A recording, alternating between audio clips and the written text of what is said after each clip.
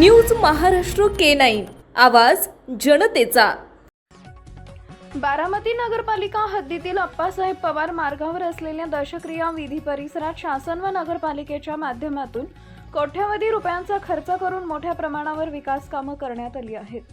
अंत्यसंस्कार व दशक्रिया विधीसाठी येणाऱ्या नागरिकांना सुविधा मिळाव्यात, वाहतुकीची कोंडी टळावी आणि परिसर स्वच्छ व सुव्यवस्थित राहावा या उद्देशाने रस्ते, पार्किंग व इतर सोयी विकसित करण्यात आल्या आहेत। मात्र सध्या या परिसरात नव्याने उभारण्यात येत असलेल्या बाबूजी नाईक वाडा तसेच दशक्रिया विधीच्या ठिकाणी तयार करण्यात आलेल्या पार्किंग जागांचा गैरवापर होत असल्याचा प्रकार समोर आला आहे।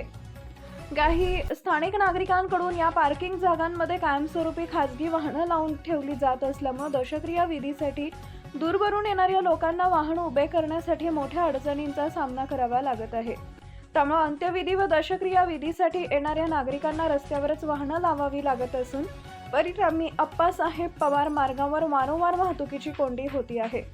शोकाकुल वातावरणात आलेल्या नातेवाईकांना या परिस्थितीमुळे अधिक त्रास सहन करावा लागत असल्याची भावना नागरिकांनी व्यक्त केली आहे। या पार्श्वभूमीवर संबंधित पार्किंग जागांमधून कायमस्वरूपी उभे असलेल्या वाहनांना तात्काळ हटवून दशक्रिया विधीसाठी येणाऱ्या नागरिकांसाठी पार्किंग मोकळं करून द्यावं अशी ठाम मागणी स्थानिक नागरिकांकडून करण्यात येते आहे। तसेच सार्वजनिक पार्किंगचा गैरवापर करणाऱ्या व्यक्तींवर नगरपालिकेने कारवाई करावी, जेणेकरून भविष्यात अशा प्रकारची पुनरावृत्ती होणार नाही अशी मागणीही करण्यात आली आहे।